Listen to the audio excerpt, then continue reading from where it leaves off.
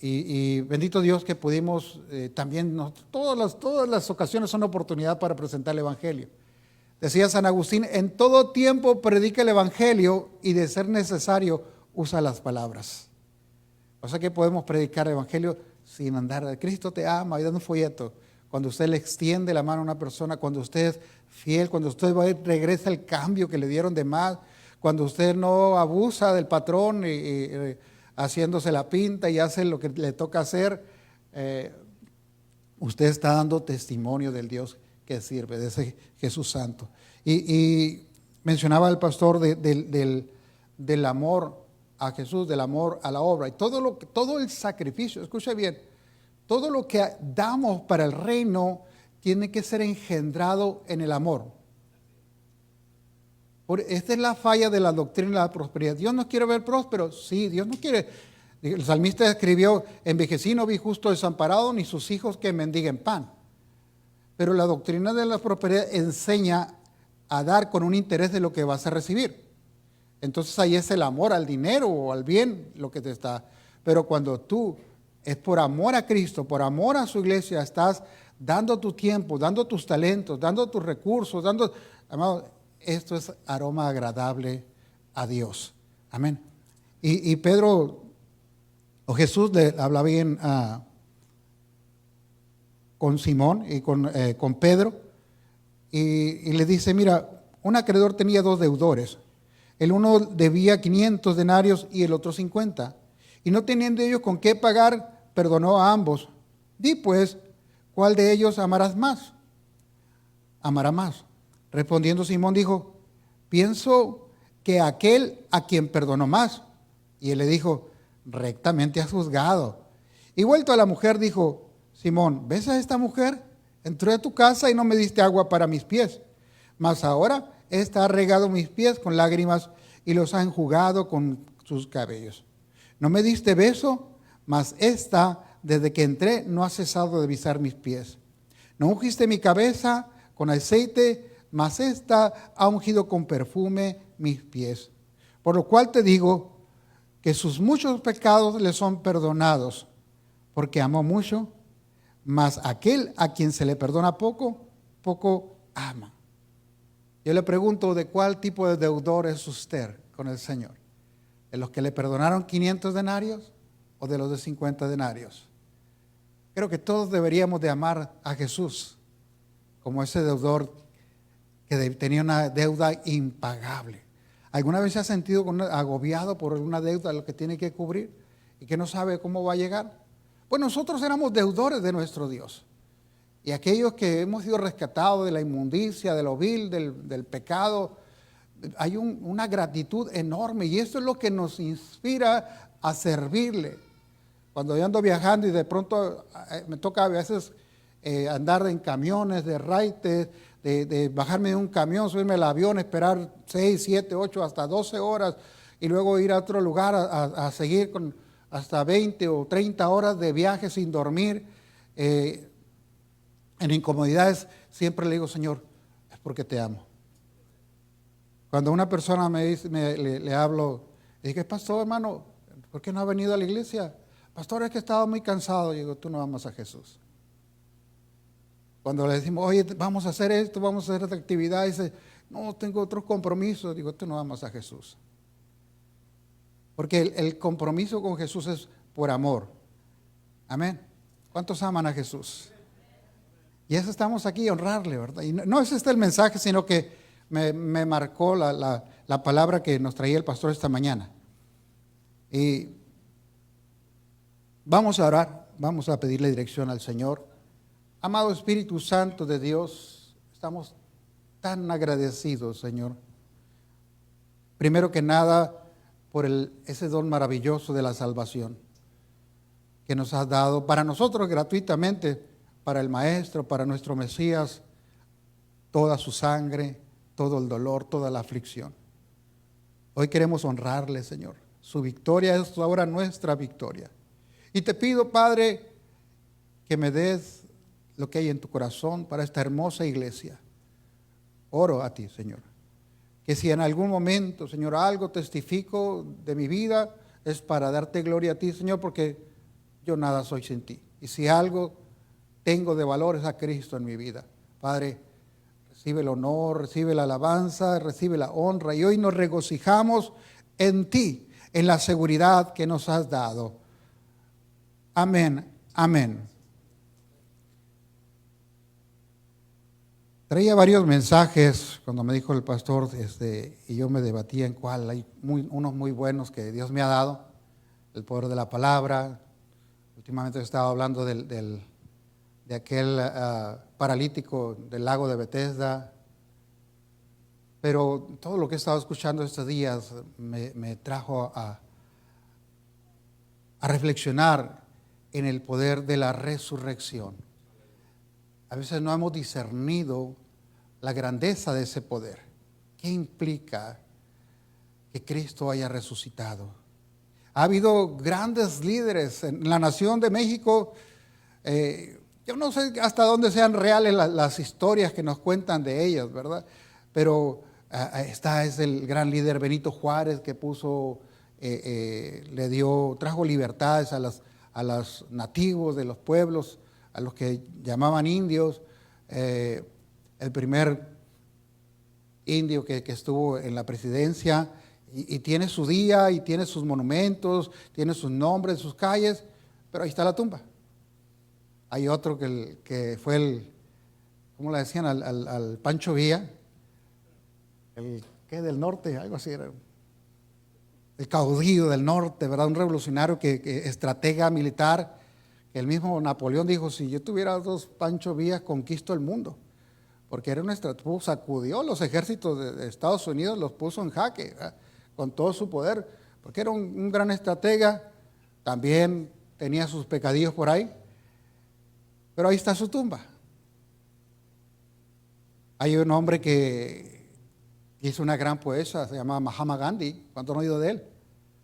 Ese hombre, un pacifista, un erudito, un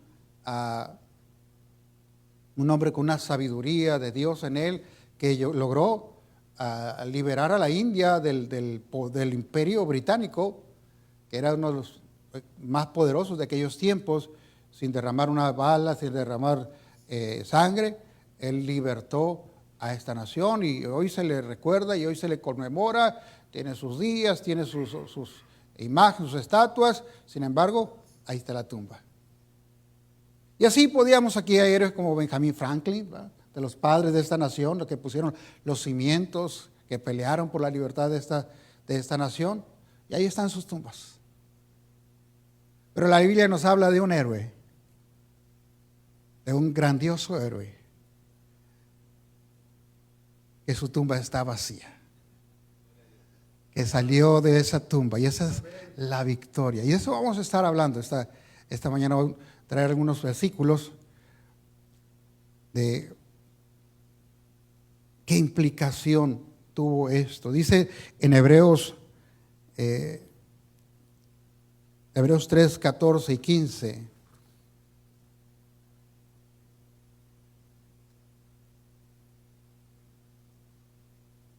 Diga conmigo, Dios es bueno. Es 2, 14 y 15, perdón.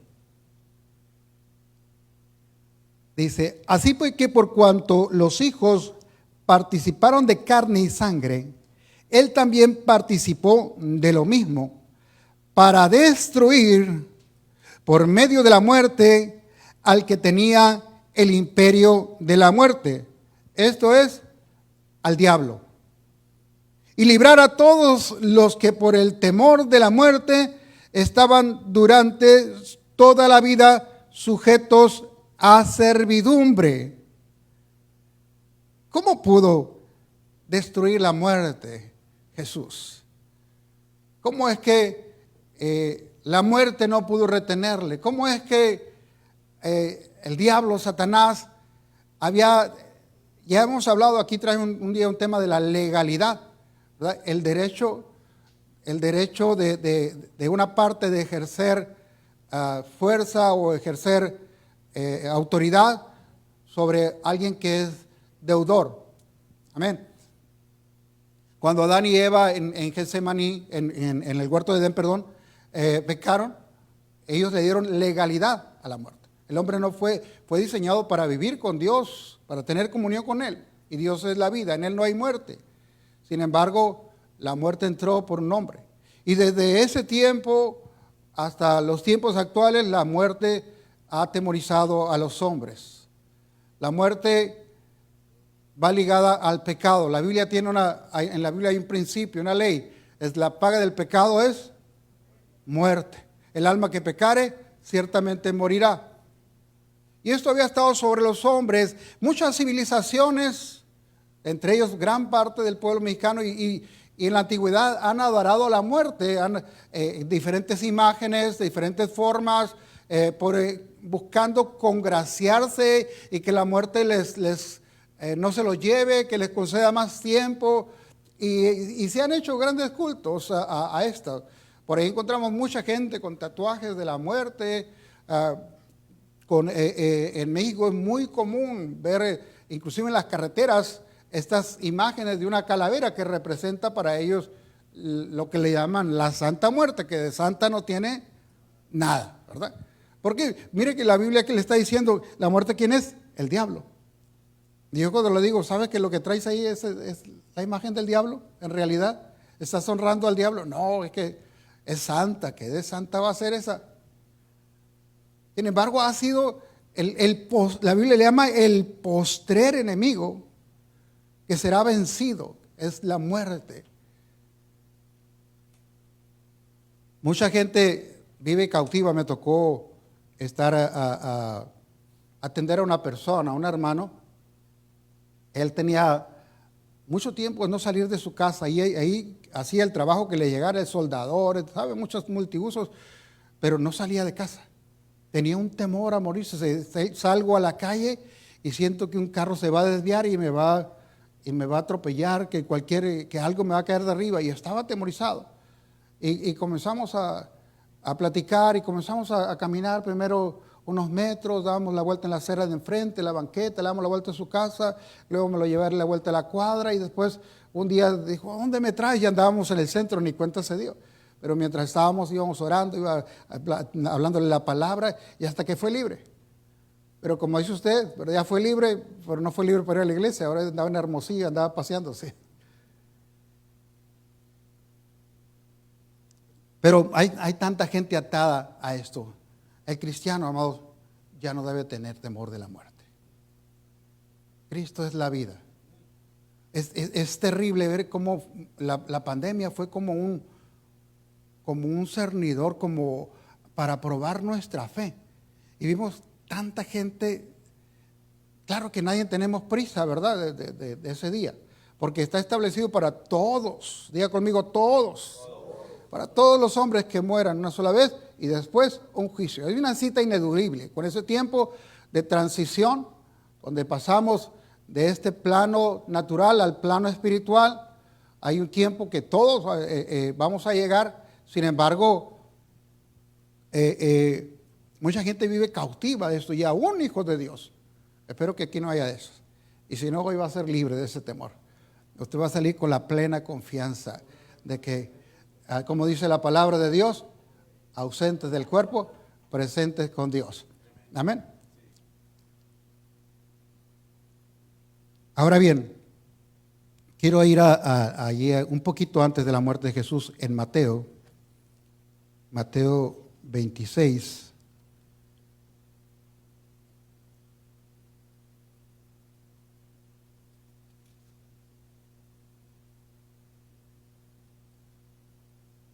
Del versículo 36. Dice, entonces llegó Jesús con ellos a un lugar que se llama Getsemaní y dijo a sus discípulos, siéntense aquí, entre tanto que yo voy allí y oro. Y tomando a Pedro y a los dos hijos de Zebedeo, comenzó a entristecerse y a angustiarse en gran manera. Entonces Jesús le dijo, mi alma está muy triste hasta la muerte. Quédense aquí y velad conmigo. Yendo un poco adelante, se postró sobre su rostro, orando y diciendo, Padre mío, si es posible, pase de mí esta copa, pero no sea como yo quiero, sino como tú. Imagina ese cuadro, el maestro, aquel que le había dado seguridad, sanado, salvado, transformado la vida de tanto. Llega un momento donde su alma se llena de agobio, de angustia por las cosas que habían de venir. Y en algún momento yo pensaba que quizás Jesús, sabiendo lo que le deparaba, sabiendo que tenía que ir a la cruz, sabiendo que tenía que sufrir ese dolor físico, quizás estaba en esa angustia, pero no era eso lo que angustiaba. Jesús sabía que había nacido para morir en esa cruz, sabía que su destino profético se completaba en la cruz. Para esto he venido, dijo el Señor, para cumplir lo que está escrito sobre mí. Pero ¿cómo iba a ir a aquella cruz? ¿Qué es lo que iba a llevar a aquella cruz? Ese es el problema. Cuando Jesús, yo no sé cómo sucede, esto es un misterio. Ahí se empieza a revelar, porque dice en Hebreos 10:1 que la ley es sombra de los bienes por venir. Amados, en la antigüedad Dios le dio mandamiento a Moisés y le dijo que iban a sacrificar un cordero. La gente iba, entonces los israelitas, los judíos iban y ponían sus manos sobre el cordero y había una transferencia. Estaba una otra ley que dice que muere el inocente en lugar del pecador. Todos estos sacrificios del cordero apuntan a Cristo. Pero entonces, ¿cómo sucede esto de que el pecado caía sobre el animal y el animal era degollado y entonces por un año ellos recibían perdón de pecado? Ahí se estaba develando un gran misterio. Ahora cuando Jesús dice, cuando Juan le dice, este es el Cordero de Dios, este es el que va a recibir todos los pecados de todos los hombres, no solamente de los judíos, sino de todo el mundo, todos los que creeríamos en Él. Amado, en ese momento, esa copa que Jesús iba a beber, imagine al hombre más puro, y mire, imagine la blancura más hermosa, amado, de repente recibiendo la podredumbre de los adulterios, de las violaciones, de los homicidios, de los genocidios, esa copa del pecado que iba a venir sobre él. Que no dice la Escritura que por nosotros se hizo pecado, el que tenía que llevar el pecado a la cruz. Y a veces, amados, pasamos tan a la ligera la cruz. La repetimos, algunos las usan como amuletos, otros las traen tatuadas, pero no reflexionamos en la grandiosa obra redentora del Maestro, de lo que tuvo que soportar, porque el pecado fue lo que lo iba a separar del Padre. Él había estado desde la eternidad hasta la eternidad, está con el Padre, pero hubo un momento en la historia cuando Él dice, Padre, ¿por qué me has abandonado? Porque el Padre Santo no podía estar donde está el pecado. Pero no había pecado en Él, no propio, nuestros pecados. Acuérdate cuántos pecados Dios te ha perdonado y piensa que esos pecados tenían una consecuencia y esa consecuencia cayó sobre Jesús y Él lo aceptó por amor a ti, por amor a mí. Amado, ¿cómo no vamos a vivir con gratitud cuando entiendes entonces todas estas cosas? Dice el Señor. No te merezco. No te merezco. ¿Sabe el significado de gracia?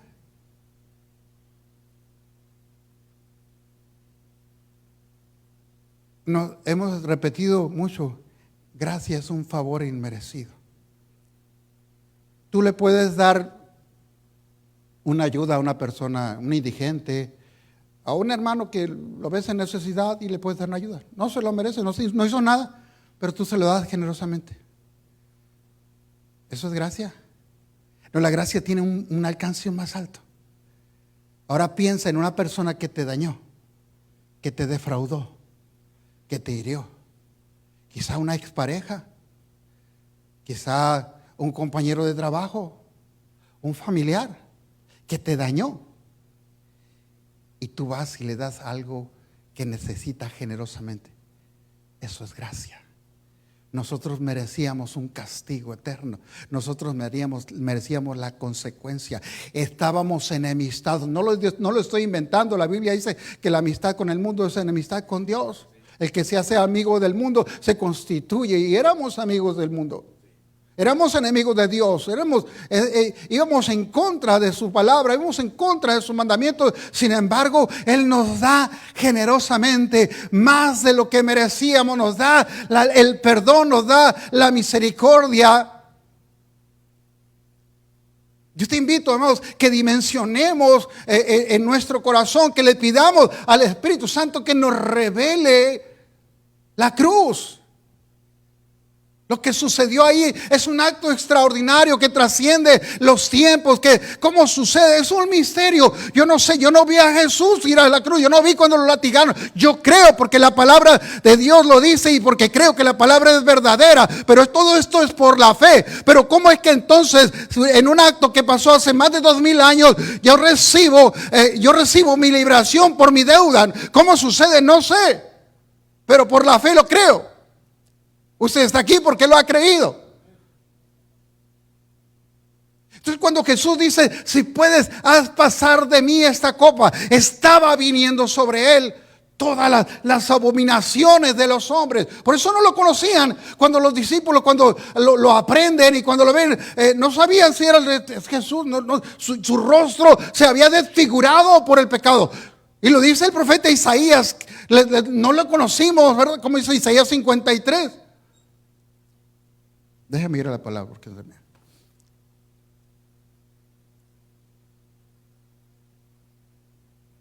Como que escondimos de él nuestro rostro.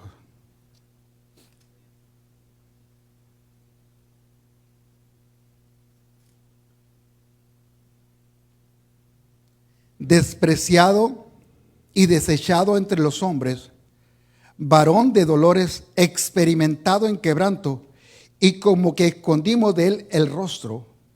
Fue menospreciado y no lo estimamos. Él fue, aún antes de los azotes, su rostro fue transformado, todo el peso. Por eso se va y se fortalece, amados, y regresa otra vez a orar, y otra vez una segunda copa. Quizás las guerras, los genocidios, quizás todas las cosas que el mundo estamos viviendo, haciendo sin Dios, las abominaciones, los pederastas que usan de todos aquellos que se iban a arrepentir un día, nuestros pecados. Esa es la copa hedionda, podrida. Imagínense la sustancia más abominable, llena de pecado. Esa es la que tenía que beber él. Ahí se estaba librando la batalla más grande del universo. Ahí se estaba dando la batalla, la guerra espiritual más tremenda. Ahí lo que vendría después era el protocolo. Ahí Jesús de rodillas clamando al Padre: no se haga como yo quiero, Padre, hágase su voluntad. Ahí Jesús le pisó la cabeza al diablo, como había dicho desde el Génesis. Tu descendencia le pisará la cabeza, la serpiente. Luego Jesús tenía que ir a la cruz. Y lo llevaron a la cruz, traicionado por un amigo, alguien que comía su plato, su administrador, alguien que aunque anduvo con él. Hay muchas controversias que si Judas se salvó, no, me va a dar un gusto si lo encuentro allá, pero lo que la Biblia dice es que no. Porque su arrepentimiento, su fruto evidenció que no había conocido a Jesús.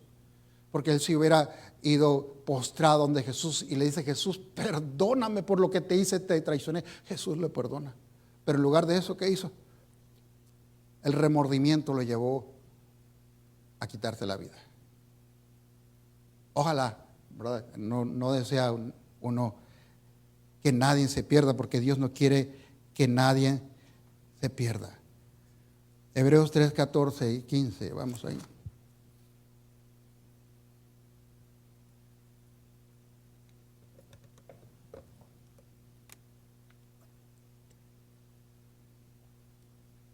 Y le hablaba de algunos héroes de las naciones, de los pueblos que han dado sus vidas en una causa loable, en una causa buena, liberando a pueblos.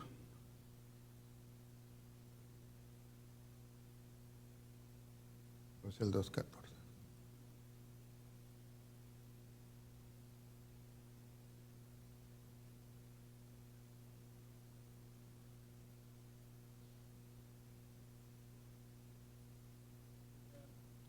Diga conmigo, Dios es bueno. 4:15, espérame. Amén. Es el 4:15, lo quiero mencionar. No quiero extenderme mucho, pero quiero porque vamos a celebrar la Santa Cena. Eso es un mandato de Jesús. Hagan esto en memoria de mí. Diga conmigo, legalidad. El reino de nuestro Dios, lo que tenemos aquí es también una legislación. Es una legislación que nos enseña los principios morales, las reglas que debemos llevar, ¿verdad? La infracción de estas trae consecuencia. La infracción de estas da legalidad a las tinieblas. Muchas de las cosas que de pronto se frenan en nuestras vidas es porque las tinieblas tienen legalidad. Y aunque tú seas un hijo de Dios, si yo estoy haciendo esto, pero hay cosas quizás ocultas en nuestras vidas que le están dando legalidad a las tinieblas. Bueno, ¿por qué el diablo pierde su autoridad en ese momento? Porque el diablo infringió un principio divino. La paga del pecado es muerte. Amados, dice Hebreos 4:15, porque no tenemos un sumo sacerdote que no pueda compadecerse de nuestras debilidades, sino uno que fue tentado en todo, según nuestra semejanza.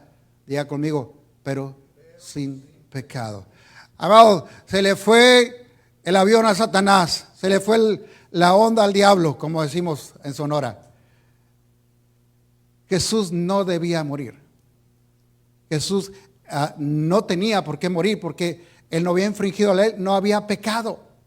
Es ahí donde Satanás pierde su autoridad y es cuando Jesús le quita las llaves del Hades, de las llaves de la muerte, le quita la autoridad. Escuche bien, esto es grandioso, porque los que somos ahora miembros del reino por el nuevo pacto, diga conmigo, pacto de Dios. Usted pertenece al reino de nuestro Dios por un pacto. ¿Cuál? Ahorita vamos a decir, esta es mi sangre, símbolo del nuevo pacto.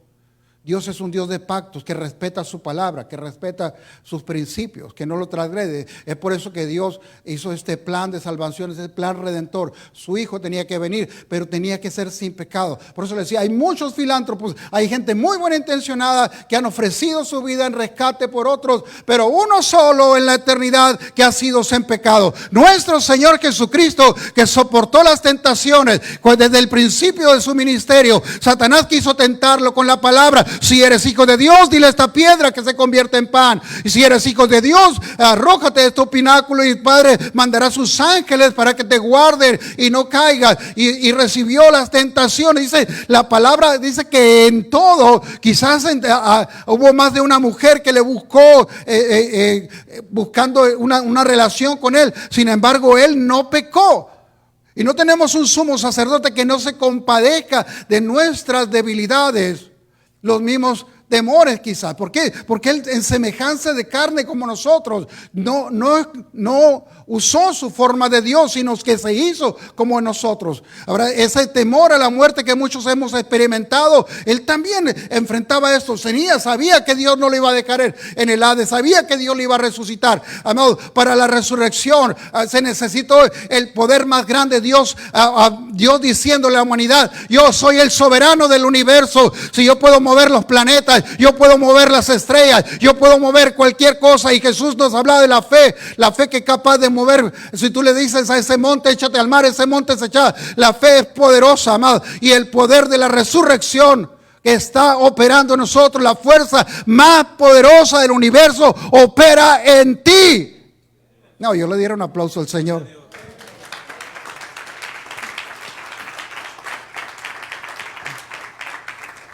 Imagina allí Jesús en la cruz. Dice la palabra de Dios que el Señor convocó, trajo a todos los demonios del norte, del sur. El cielo se ennegreció y quizás no era por las nubes, sino por las tinieblas que estaban donde estaba el Señor ahí, como aparentemente en una derrota, aparentemente en un fracaso, en una misión que le había sido encomendada. Pero Satanás quizás captándose con sus demonios. Mira cómo tenemos al Hijo de Dios, al Todopoderoso. Si lo podemos destruir a Él, podemos hacer cualquier cosa. Mira dónde lo hemos llevado, y la gente gritándole y la gente escupiéndole, amados, y él orgulloso. Pero cuando el Señor en esa cruz da su último aliento y dice: consumado es, la deuda ha sido saldada. Satanás, ya no hay deuda contigo. Todos los que crean en mí ahora no los podrás retener. Y es por eso que cuando Él resucita, amados, se abren los sepulcros y muchos comenzaron a caminar. Muchos que habían muerto comenzaron a caminar entre la gente. Y ahora tú, que no te moriste en aquel, sí, ya, pero iban a dónde? Iban con el Rey de Reyes y Señor de Señores, al lugar donde tú y yo iremos en algún momento. Por eso no debemos estar temerosos de la muerte. Jesús dice: yo soy la resurrección y la vida. El poder, el espíritu de aquel que levantó a Jesús entre los muertos nos ha sido dado a nosotros también. Gloria a Dios. Yuhu. ¿Cuántos están dormidos? Si lográramos dimensionar,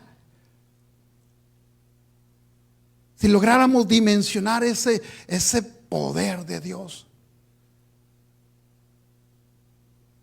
amados, no viviríamos en agobio, en angustia. Dios manifestó su soberanía. Él es quien da la vida, es quien la quita. Y le mostró al mundo y le mostró a los demonios que Él sigue santo. Es que el demonio nos trae, el demonio está derrotado. Que no creemos, más poderoso el que está en mí que el que está en el mundo. El poder de la resurrección opera en mí. Imagínese, amado. Imagínese, nada más ese poder está en usted, en el que no cometió pecado. Por eso usted es santo. No por mérito. Yo no tengo mérito para estar parado aquí, hablar en su nombre. Es el mérito de Cristo en la cruz. Y cuando voy al altar le digo: Señor, vengo en el mérito de Cristo, porque en mí no hay mérito. Por mucho que quiero no fallarte, te fallo. Por mucho que quiero no errar, erro. Pero aquel que se santificó vive en mí. Es que no hay nadie perfecto, hay uno, se llama Cristo. Y si está en ti, Él te perfecciona. Él nos perfecciona. Y si está en ti, la muerte no nos puede retener. Y así como Cristo se levantó de la tumba al tercer día y se presentó ante más de 500 testigos, así cada uno de nosotros debemos de estar plenamente convencidos que no nos vamos a quedar en ese ataúd, que no nos vamos a quedar en ese agujero, que nuestro Dios no nos va a abandonar, amados, sino que nos levantaremos un día para darle gloria al Dios eterno. Así que claro que no estamos apurados. 1 Corintios 15, 54 y 55.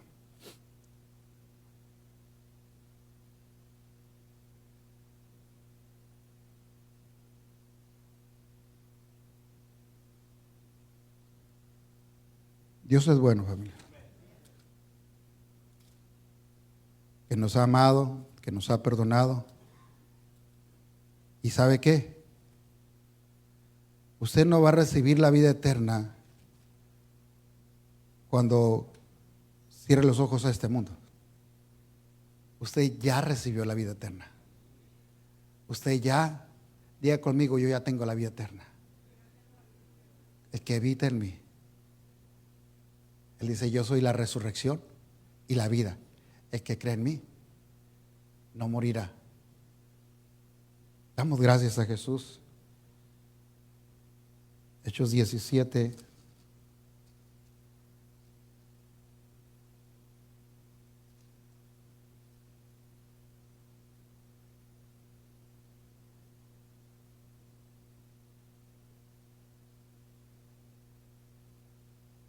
No se me desespere, ¿verdad?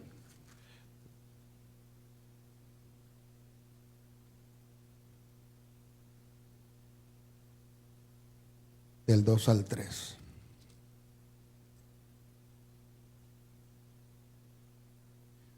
Sí. Del 3. Declarando y exponiendo por medio de las Escrituras que era necesario que el Cristo padeciese. Diga conmigo, era necesario.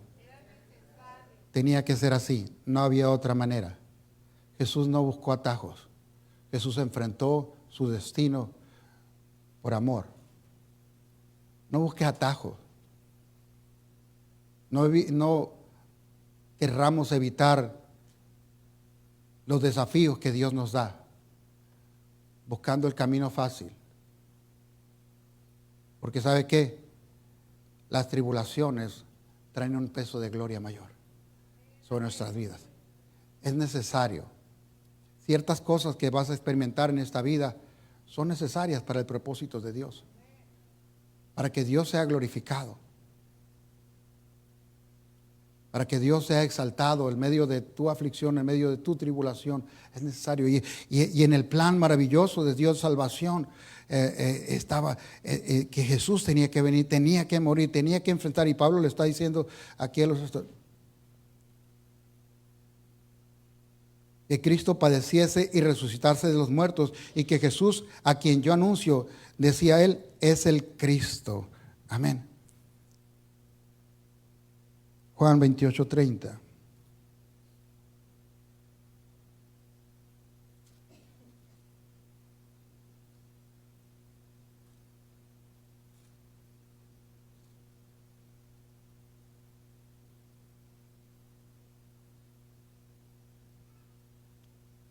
Bueno,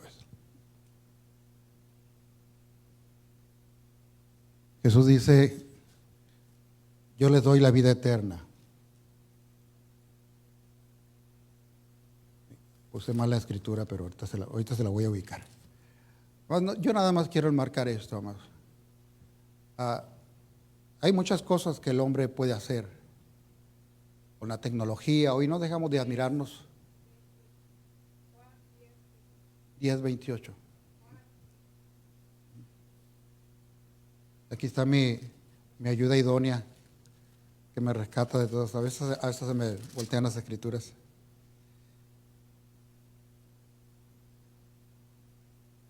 ¿10 qué me dijiste? 28.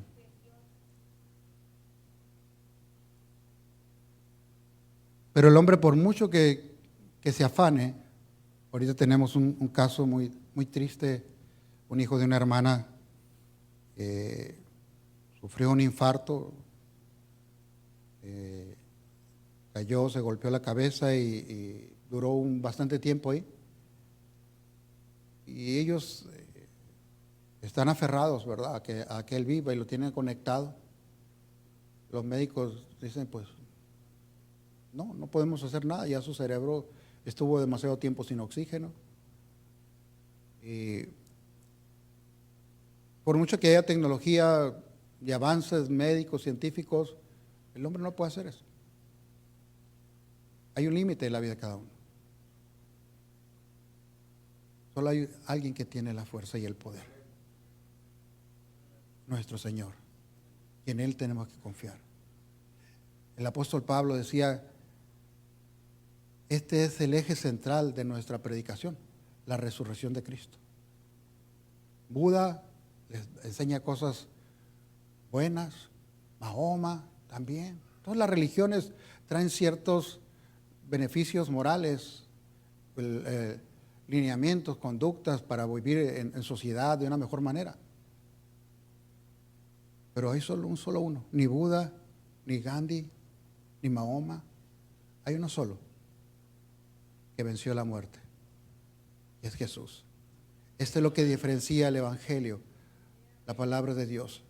Cuando te toque hablar con un islámico, Cuando te toque hablar con un budista, le dices, no sé, el único que sé y que la historia da testimonio que enfrentó la muerte y la venció, se llama Jesucristo. A Él le sirvo y a Él le sirvo. ¿Y sabes qué? Él me ha dado la resurrección.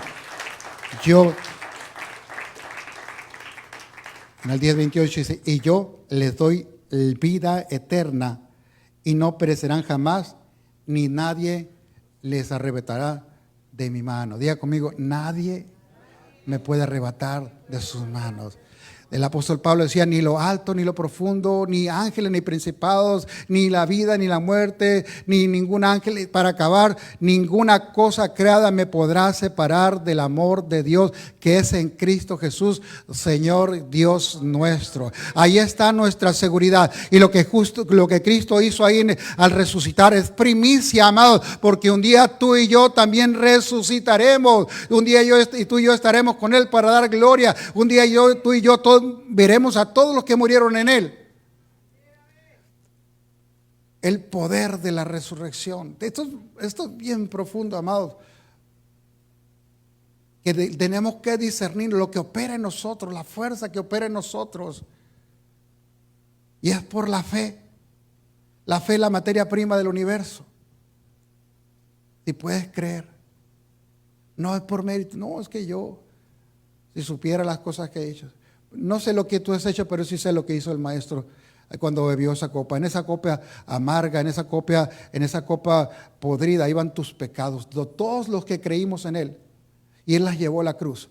Y las consecuencias de nuestras maldades, Él las asumió en su propio cuerpo.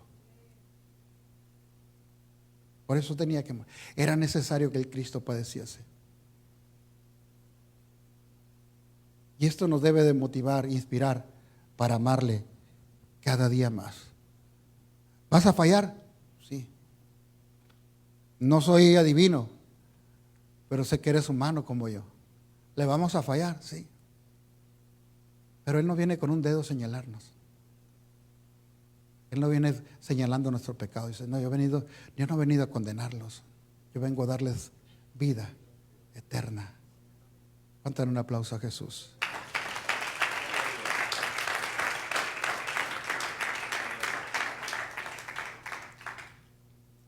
Amoroso Dios, estamos tan gozosos, Señor. Hoy sé que tu iglesia en tantos lugares está celebrando la resurrección. En algunos lugares hacen rituales que a veces ni los alcanzan a dimensionar. Y lo sabemos porque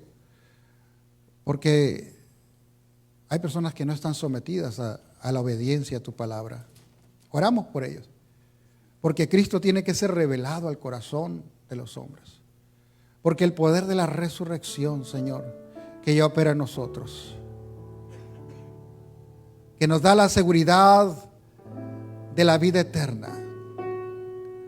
Diga conmigo, Señor, yo ya no estoy temeroso.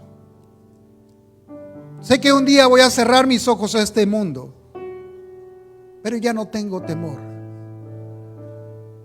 Porque sé que así como Jesucristo se levantó de aquella tumba, tampoco a mí me dejarás. Gracias. Porque la dádiva de Dios es vida eterna en Cristo Jesús. Yo recibo tu dádiva. Dile, Señor, yo recibo tu dádiva. Límpiame una vez más. Límpiame una vez más, Señor, y hazme sentir tu gozo y tu paz. Gracias porque hasta aquí me has sustentado. Y aunque camine por el valle de la sombra de la muerte, mi corazón, Señor, no temerá. Porque tú tienes un destino profético para mi vida. Ayúdame a cumplirlo. Ayúdame a completarlo, Señor. Porque yo sé que Jesús, Él sabía que había venido para ir a la cruz. Él sabía y estaba escrito sobre Él. Hablaron los antiguos, los profetas. Hablaron y describieron cómo sería su vida y cómo sería su muerte. Él estaba plenamente consciente y la enfrentó con valor. No sin sufrimiento, no sin agobio, no sin tristeza. Pero lo levantaba y lo inspiraba el amor por todos los que creeríamos en Él. Ahora te pido, Señor, que me des la fortaleza para yo cumplir mi destino profético. Yo sé que no nací para ir a una cruz, porque hay un sacrificio que se hizo una sola vez y para siempre. Pero hay algo por lo que tú me enviaste a esta tierra. Hay algo por lo que nací en esta generación. Hay algo para lo que yo vine, Señor. Ayúdame a completar mi propósito, para poder estar aquel día delante de ti y pueda escuchar esa palabra cuando dices: pasa, buen siervo fiel, al gozo de tu Señor. Oh Señor, yo quiero escuchar esas palabras. No quiero quedarme, Señor, trunco. No quiero quedarme a medias. Ayúdame, Señor. Te necesito. Póngase de pie, iglesia. Te necesito, Señor. Enséñame a amarte, Jesús. Me he quedado corto en mi amor por ti. Ahora que sé, Señor, lo que experimentaste en Getsemaní, cuando sudabas esas gotas de sangre, cuando sentías que tu alma aún, Señor, tuvo que venir un ángel a socorrerte, la experiencia tan terrible que estabas viviendo ahí, Señor, sabías que tenías una cita en el monte de la calavera, sabías que tenías una cita en la cruz, tenías que llegar, Señor. Perdóname, Señor, porque muchas veces no he valorado lo que hiciste por mí. Perdónanos, Señor, porque hemos sido faltos, mediocres en lo que tú nos has mandado. Perdónanos, Señor, y ayúdanos, Padre, ayúdanos. Necesitamos ese mismo Espíritu que está en Jesús, el que Él nos ha dado, su propio Espíritu Santo, quien nos sella. Sello que la muerte no puede traspasar, que el enemigo no puede tocar a los sellados. Precioso Jesús, gracias por este tiempo. Gracias que podemos celebrar tu victoria, porque ahora esa es nuestra victoria. Tú resucitaste y la muerte no nos podrá retener en aquel día. Ahora es nuestra victoria. Somos más que vencedores por medio de aquel que nos amó. A quien pertenece la honra, la gloria, la alabanza, los aplausos, los cánticos. A quien pertenece el reconocimiento, la humillación de rostro. A quien pertenece el loor. A Cristo el Rey, el resucitado.